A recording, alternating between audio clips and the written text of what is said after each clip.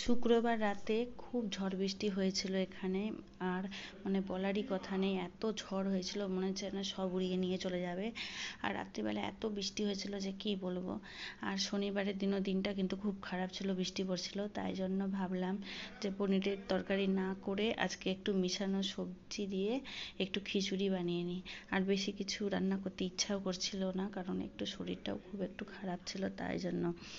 আর শরীরও খারাপ ছিল, মনটাও খারাপ ছিল, তাই জন্য আমি একটু তেলের মধ্যে সব সবজিকে একটু ভেজে নিয়েছিলাম। আর ভেজে নিয়ে তারপরে দেখুন এইদিকে আমি আতপ চাল ডালটাকে ভালো করে সিদ্ধ করতে বসিয়ে দিয়েছি। আর তার মধ্যে এই সবজিটা দিয়ে দিয়েছিলাম, এর মধ্যে একটু মশলাও দিয়ে দিয়েছিলাম।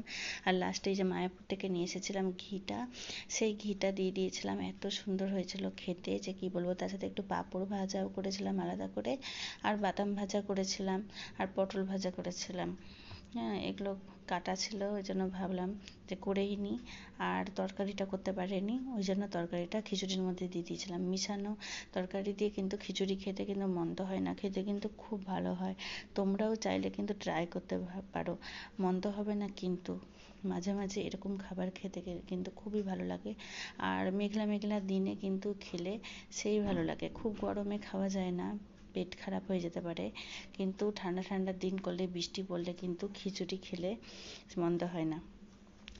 আর আমরা খেয়েছিলাম, খুব ভালো লাগছিল খেতে। মাঝে মাঝে এরকম রান্না করে খাই, তাড়াতাড়ি রান্নাও হয়ে যায়, আর কিন্তু খেতেও কিন্তু খুব ভালো লাগে। হ্যাঁ, আর আমরা কিন্তু খিচুড়িটা আমার খুবই ভালো লাগে। মন্দিরে যখন যাই, কোথাও যদি খিচুড়ি দেয়, আমি কিন্তু একদম খিচুড়ি নেওয়ার জন্য চলে যাই।